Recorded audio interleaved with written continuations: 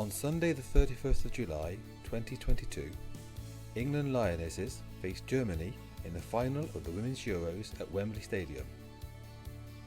Ella Toone gave England the lead, only for Lena McGull to equalise in the last 10 minutes, sending the final into extra time. Then, in the second period, Chloe Kelly spun in the box to poke a loose ball past the keeper following a corner, and England women had won their first major tournament, and England football had ended its 56-year wait for another international trophy.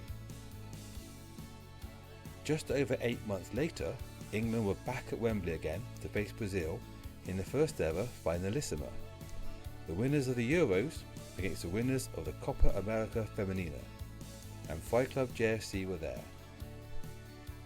This episode takes a look at that day and the possible effects it can have on the girls in our club. On a somewhat chilly Maundy Thursday, 196 players and their families gathered at Somerdale Pavilion. Food was brought out for the girls, and once everyone was present, we all headed outside for the obligatory photograph, before clambering aboard 4 coaches, pre-assigned due to age groups and numbers, and by 2 p.m, we were on our way. Once we were underway, I sat down with Mark for a conversation about how we had gotten here as such a large group, and what the benefits could be of the day. Okay, so we're on the coach, we're on our way to Wembley. So how did this all come about? This was all down to my brother being a so-and-so. On a Sunday evening, I asked if he was going to Wembley to see the England versus Brazil women's game, but he didn't want to go on his own, and he thought it'd be a good idea if we put it in the group to see if maybe we could get 20 or 30 people to come along to Wembley. 24 hours later, 4 coaches, 196 people, and that was it. It went mental, and but it showed as a club what we're all about, the enthusiasm for the girls to create them a memory. So it's one of the best things we've done, I think, and we're all about. How many teams have we got represented? We have got from the Wildcats all the way through to the under 14. So you've got the Wildcats, under 7s, under 8s, under 9s, under 10s, under 11s, under 12s, and under 14s. At the moment, we haven't got an under 13s team, but every team, yeah. So the whole club is here, yeah. And it shows the enthusiasm as well for women's football. So what do you think it means for the promotion of our women's team and women's football within the club, that so many are wanting to come and be part of this? I think it'll be the legacy and everything. This is what it's all about, is growing how the women's game and the girls' game is growing. And memories like this for the girls will be what they probably remember in 20, 30 years for any game that they've played. This will be their main memory, I'm sure, what they remember. And hopefully it will encourage them when they have their daughters and sons, know what football is all in, and progress through what they can do going forward. So their daughters are playing football. The whole thing, it's just getting bigger and bigger. The girls' game, the women's game is massive now, and it will only get bigger. And from a social aspect, in terms of the club and the parents and everything else, how does that work? Because obviously on here we've got the under 9 parents, but also the Wildcat parents. Yeah. On another coach, there's 2 different sets of parents, and they're all intermingling, they're all chatting. How does that help the club? It's massive for the club. It just shows what a club is. It's about a community, for the girls to be part of a community, for the girls going forward when they go into, we've got girls obviously in primary school going into secondary school, so when they go into secondary school, the girls, there are no children, girls higher up in the school year, and it brings the community together. It's getting a huge community, and it's what clubs should all be about. Grassroots clubs should be about. The football and everything is magnificent, and that's the main thing. You're there on a Saturday and Sunday, but it's to be part of a club, be part of a community, so people feel part of it. You want everybody, from the parents, the players, the coaches, to feel as if they are part of a club, part of a community, and events like this only strengthen that bond. And from your point of view personally, obviously you've got a daughter here, Amy. She's coming along and she's excited. What does it represent for you, for her and England, and about possibilities within football, within the game? Perhaps weren't there 20 years ago. Oh, the inspiration now for girls, and where the girls the opportunities for girls, they can do it as a professional career, even if they don't necessarily make it as players now. The progression to be physios, to be part of the coaching setups, and everything like that going forward is something even in any sport. It wasn't there it wasn't probably there 5 years ago if you're looking for girls football, to be honest. It's the opportunities are endless now, and I think this age group, from what we've got here, from the under 7s to the under 14s, they're in the prime position now going forward, and events like this are huge. They're all, hopefully they'll all be inspired by being at Wembley today. I mean, the first time I saw England, I was mid-40s, so for these children, some of these children who've been now to, when we took them to Ashton Gate and stuff, it's the second time they've seen England in 3 months. It's memories for them that they'll remember hopefully forever. And for me, organising and being part of the girls' club is what we're all about, is making the memories. The football is just a part of it when they play. The social side and everything is just as important, if not more important, going forward. Because for the majority of the girls, they probably won't make it in football, but this is an experience when they go into an office job, whatever job, whatever they decide to do. This is an experience for them that they can build on. It's interesting you say about you first went to it's England, is it, or Wembley? England, Spain when I was mid-40s. The first game I went to Wembley when I was about 9-10 years old to see Brighton versus Manchester United cup final. Don't support either of those teams, but yeah, I must have been about 8 or 9. It's still it's probably my first memory. It's interesting you say that, because obviously I've been with the club a lot longer than you, because I not only managed since 94. Before that I was a player.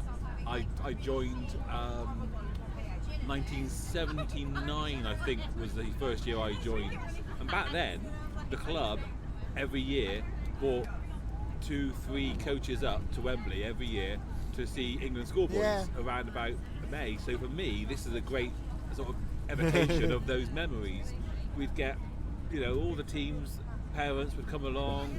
We'd come up. What we would normally do is we'd stop at Great Windsor Park for an hour or 45 minutes, whatever, and we'd get out, have a kick around, and then go on to Wembley, and we'd cheer on the schoolboys, and that was a fantastic thing. But that stopped years ago. But that was a fantastic memory and a fantastic team building thing. Yeah. All the boys would sit at the back, all the parents sit at the front, singing away on the journey up, sleeping on the way back. We'd usually stop off at I think it was Marlborough. We'd stop up at the way back, and same chip shop every time. We'd all stop there, and they obviously knew you were coming. So to see this happening now, okay, this is not an annual thing as such, but to see this happening, it's great memories. And anyone like myself who was in the club, or grew up, so I think there's more than one person who's been around this club longer than a couple of years. It's a great memory to see our children or our grandchildren, whatever, doing the same thing that we did. And that's what it's all about. I mean, hopefully, as I said, this has been a great success at the moment. It seems to be, in any case. But the plan, hopefully, potentially next season, what we could look at as an option, might not be able to get, is the Women's FA Cup final. Is something we could potentially look to get tickets for, which is going at Wembley. And again, it's just that experience that they will see those sort of finals. So it might be something that we can do annually, because this has been an unreasonable. I mean, I said on the coach down to Wembley now, and I'm still getting requested if anybody's got spare tickets.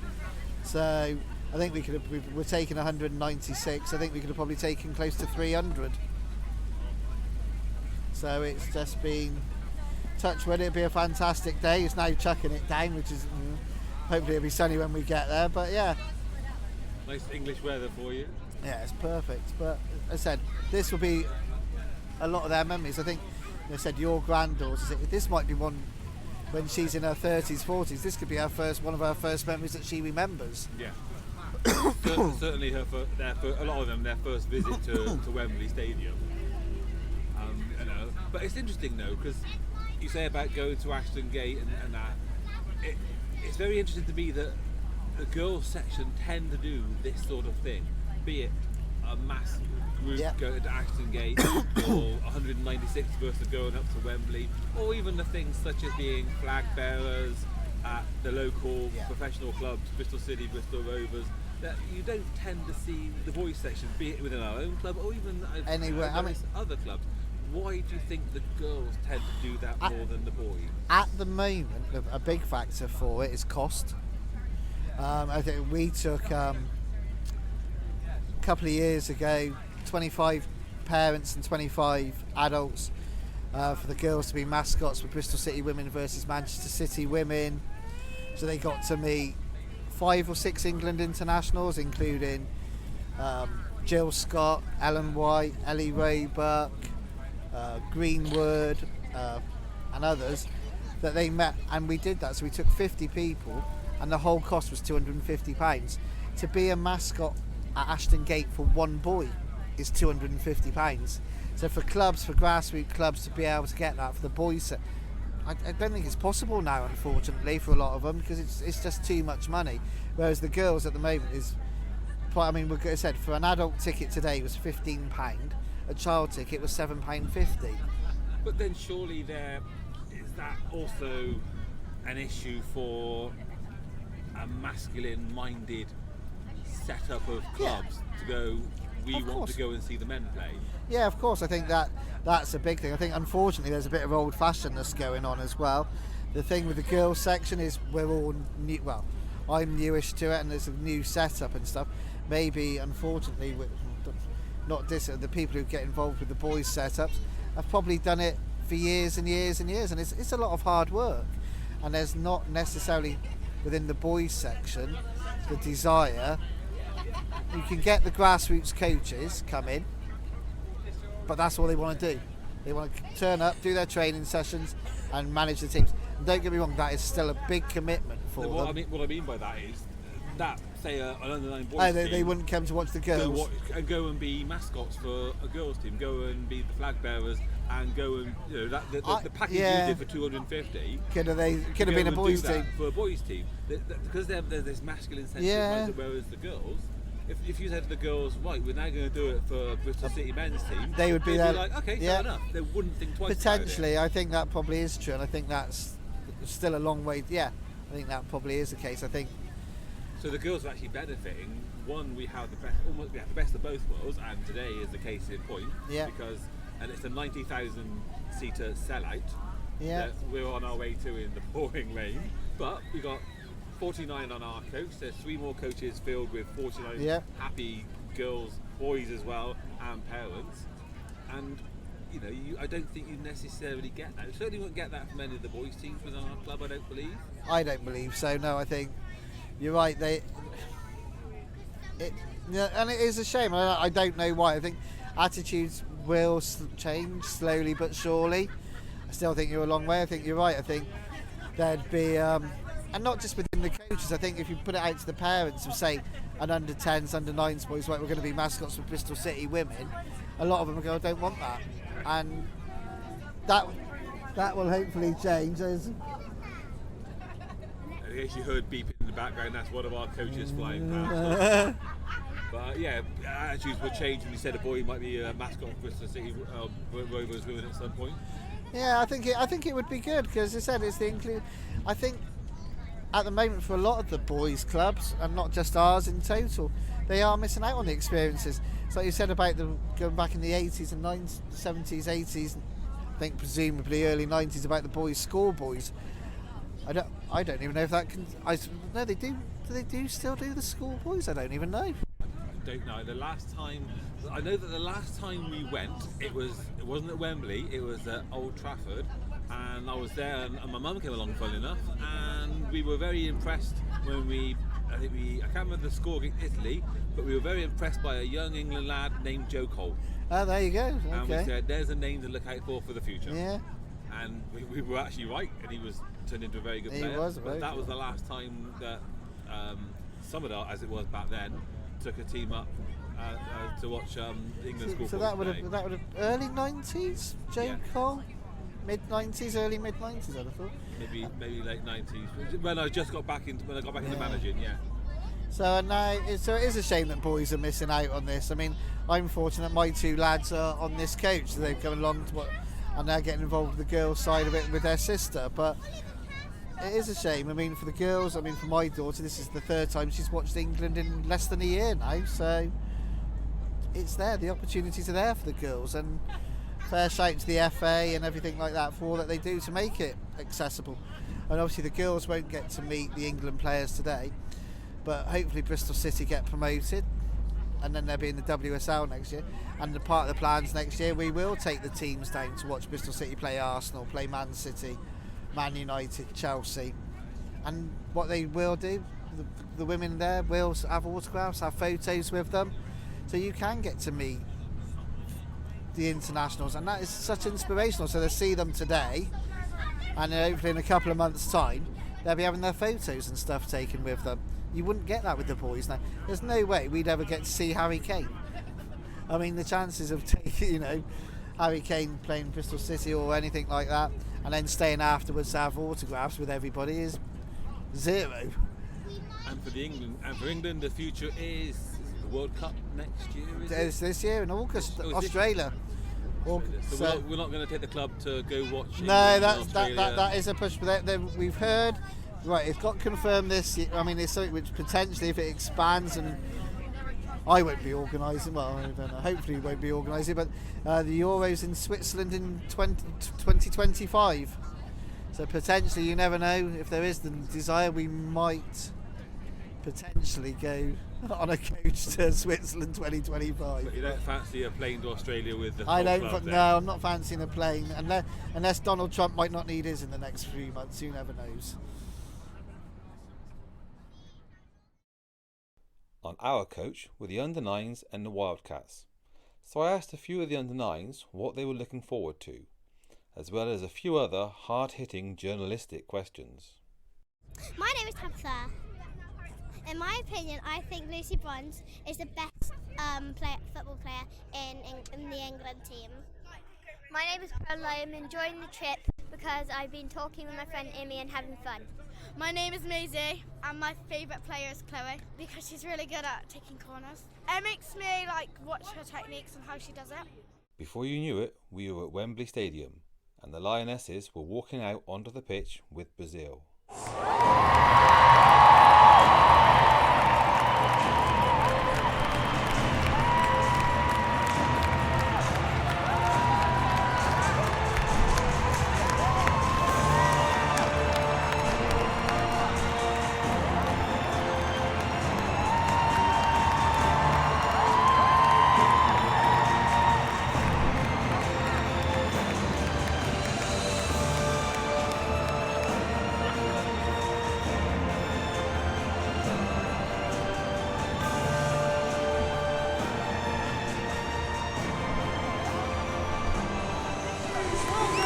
To women's Finalissima 2023 Brazil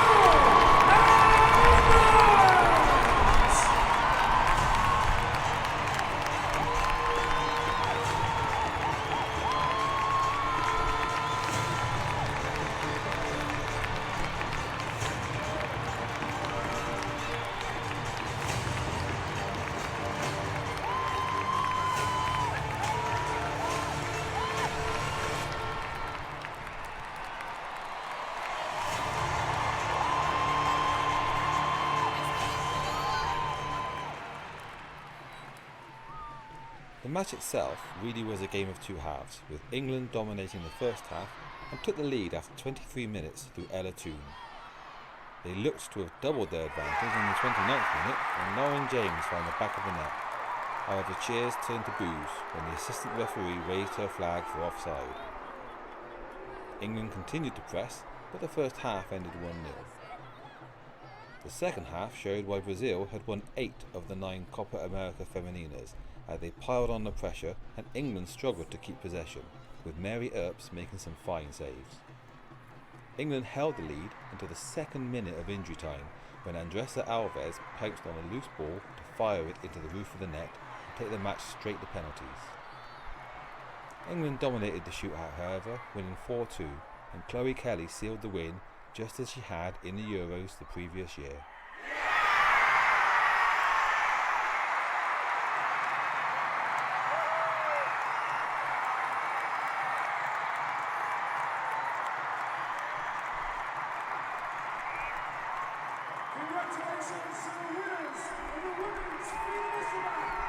The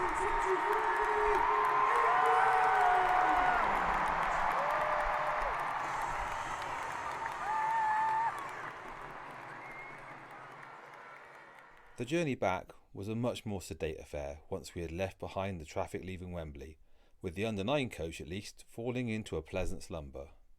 After the event, I caught up with a few from the club to see what their experiences of the day were. I started with the under-12 manager, whom Mark had earlier labelled the instigator of this whole endeavour.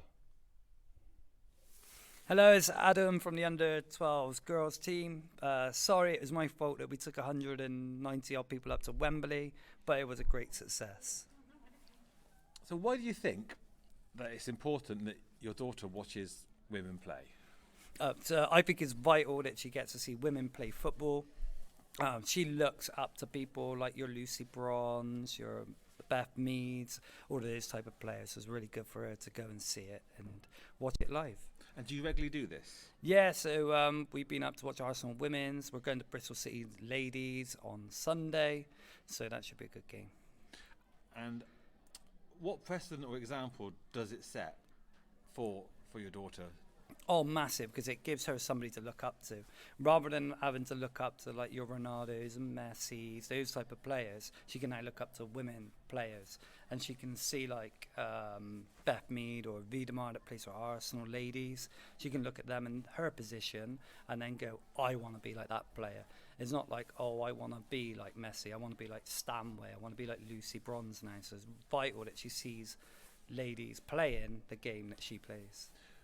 And we've obviously now begun our own women's team. That pathway, how can that assist with that? Oh, massive, because I think what you'll end up having is, say, from an under-12s, they can now go right through up to ladies football. They can keep that friendship group as well. So rather than starting at Fry's and then going off to, say, let's say, Keynsham or something like that, it can stay within the Fry's family. They know the people, they know the club, they know the pitches.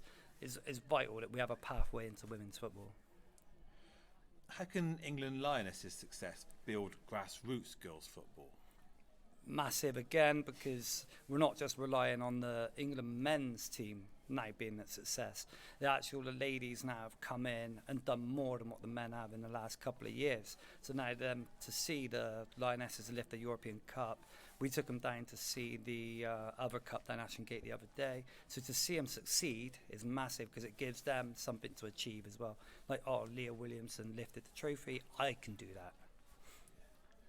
And what can a sight of 90,000 people cheering England women at Wembley do both for women's football and for young girls wanting to play football? Oh, it's massive, because if you take our example for us going up to Wembley, 190 people going up, all those girls want to be on that pitch. They're there, my little girl wants to play at Wembley, she wants to play at the Emirates, they want to go.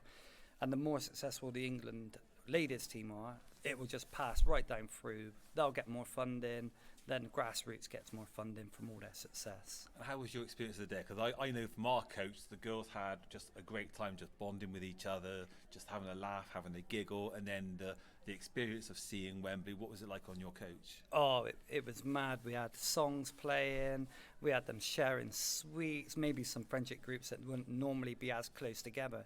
When you were on that coach for 3.5 hours, they had no choice but to sit with each other and get on, and then they started playing music. I think I was on a TikTok video, so even the adults were getting involved, and we were singing, and it was just a great atmosphere all the way up, and then a bit quieter on the way back down, but it was still great to see. And the girls, when they walk into Wembley, they loved it, because they're seeing a massive stadium being played in front of 90,000 for women's football. And that can help build like the community and of the grassroots community, but our whole club itself and the ethos of the club, can't it? Yeah, massively now, because if you think about it, what we got at Fry's or Somerdale is a massive population of people. So those people have to have kids. So those kids can now come on their doorstep straight into Fry's, and girls can come straight to us from wildcat age, hopefully all the way through to women's football, and maybe we'll have somebody here playing for the Lionesses in 10 years' time or maybe sooner. Absolutely. After that, I chatted to our eldest girls team manager to see if the experience had impacted his team in particular. Hello, I'm Rich Metters. I'm the Under-14 Girls Manager here at Fry Juniors. Okay, so Rich, what do you think your girls took from the experience of watching the Lionesses at Wembley? I think they really enjoyed seeing such a spectacle. It's obviously a really large game, large crowd, high profile game, and just seeing all of the female players out there with that many players watching them, it was a really important spectacle for them. And at this age in their development, what can that do for them? Well, hopefully it means that they don't see any difference between the men's game and the women's game, and that wasn't the case a long time ago, obviously, but it certainly is now. How can the trip help build on the team that you've brought together? Well, it's a nice shared experience for them all. They were singing and laughing on the way up on the coach and comparing notes and talking about the game afterwards, of course on their social media and stuff as well. So yeah, I think it's helped bring the team together with that shared experience. And I was going to ask that because on our coach there was lots of girls giggling and having fun. What was the trip like? And not the actual journey, but the trip up. Because once our girls saw Wembley, there was amazement, but the trip as well. What was it like for yours? Yeah, there's lots of excitement. Some obviously never been to Wembley before, so it's a big occasion just going to see the actual stadium. And then when the football kicked off, yeah, they're really excited. And what can the current media focus on the Lionesses do for the aspirations of the girls in your team? Well, hopefully any of the girls in our team can keep playing as long as they want to and aim for the highest level that they can achieve. The media attention's great. I mean, we're getting new players coming along every week, so the squad's healthy. The league has got more girls playing than they've ever played before, so the media attention's really increasing the visibility of girls football and making them want to come along and play. And have you seen anything different within the girls' social group since the Wembley trip, as in the social bonding at all? A few examples. I mean, there's people that get on, better or less well with each other in the team. But the team spirit is looking really good at the moment. We're getting some good results right now, and I put a lot of that down to the team spirit. Things like this really help that. Finally, I got together with a few of the under 14 girls to get their take on the day, as well as some wider thoughts. Okay, so first of all, I'd like you to introduce yourselves. Who are you? Hi, I'm Sophie, and I play for the under 14s. Hi, I'm Rebecca. I play for the under 14 girls. Hi, I'm Olivia. I play for the under 14 girls. Hi, I'm Ella. I play for the under 14 girls. Hi, I'm Lily, and I play for the under 14 girls. Brilliant. Nice to meet you all. Okay, so how did you find the day? It was an amazing experience. We had really good seats, so we could see everything. Yeah, it was brilliant. And I learned a lot more. Brilliant, okay. So what did you take from the sight of 90,000 people cheering a women's team at Wembley? It was an amazing atmosphere. Yeah, because you don't see that many people supporting the women's game, but to see that there's actually lots of supporting people watching, it's as much as there is men and women supporting them. Yeah, it was the Wembley thing. I've heard that it was all sold out when the women were playing. Yeah. Were you aware that how long have you been aware that there was an actual Lionesses team? You know about England, the men's, because we won the World Cup years ago. But how long have you known about the women's team? I sort of heard of them from the start of the Euros, and I just started watching it, and I went to the Euro finals, and it was just amazing. Yeah, it was it really started. They really became a thing at the Euros. It was not really much before that. Because I didn't really know them until I heard the Euros. Yeah, I didn't really know that women's football was big enough until the Euros, and now it's just grown and progressed. Yeah, it started until the final, and I was like, well, they're in the final, and then they've won, so it got me quite impressed. So from your point of view, now seeing that on television and seeing it games played live, it's sort of helping you push things to sort of aspire to as well. Yeah. Excellent. And what do you most enjoy about the day and the overall experience? Not necessarily the match itself, but the actual day itself. Watching the match and seeing the players and see them win. Yeah, watching them walking out and then them lifting the trophy. How they connected as a football team.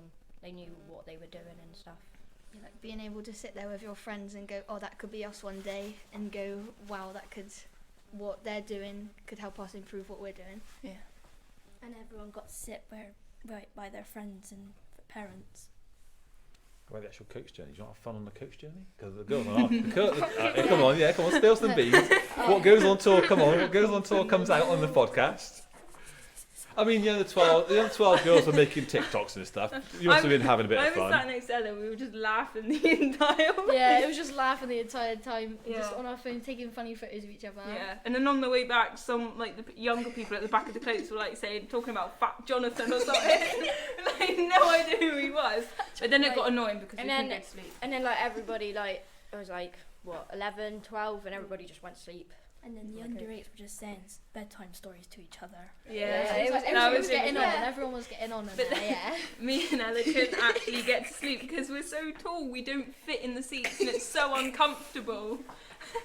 I went to the sleep on the way there and the way back. It's a very short journey for you then. Yeah, I had 2 seats to myself. Fair. And finally, what could the club do as a whole to promote the social side of the club and things? We did that as a trip. What else could it do? Do you think anything at all? Well, obviously there's the new Fries women team as well. We could go and watch one of their matches or like go and see them because they've obviously loved football for a long time, or they've just started now, so they probably know a bit more than us, and they could help us improve. So we could support them. Yeah. Or even involvement. Yeah. Yeah. Perhaps they could get involved coaching, or you go along on a training session. Yeah. Or maybe like we could do like a friendly match against them. Yeah. Well, that's not gonna. It'd be fun. I reckon we could win if we did that. Yeah. We could do like team v team, like under 12s versus under 14s. Could do like a little tournament. Yeah. Yeah. Tournament, all the teams with a trophy at the end. We've got so many like different teams in Fries. We could like do a whole tournament with all the different Fries teams. Well, the older you get, you have one less player as each age you go up. Yeah. One Yeah, less player on the something like pitch. that, yeah. So the under 7s would have 15 players on, whereas you'd have one against them. They just surround you. Yeah. Imagine if we won though. Yeah. But it's just because like we didn't actually have much involvement with all the other teams unless you have like siblings and stuff. But otherwise we don't really know what's going on and how they're doing in their league until like the presentation at the end where they say, oh, they became top of the league, and we're like, well, we wanted to like see that and like support them through it, but we could only like do it at the end. Unless you share a coach to Wembley. Well, yeah. Yeah. Yeah. Talk about bedtime stories. All right, brilliant. Thank you all very much. And so that was it. A fantastic day for everyone involved. Not just for Fry Club JFC, but all of the 90,000 people who made their way to Wembley that day. From a club perspective, it certainly helped to build a closer sense of community and showed us what we can do together in such a short space of time. Our challenge now is to build on the amazing gains that the day delivered, but that's for another podcast. Don't forget, you can email us your questions, comments, random thoughts, anything you want to share with us at greengreengrassroots@gmail.com. We are on Twitter at Fry Club JFC, on Facebook, Fry Club Junior FC, and the club website is www.fryclubjfc.co.uk.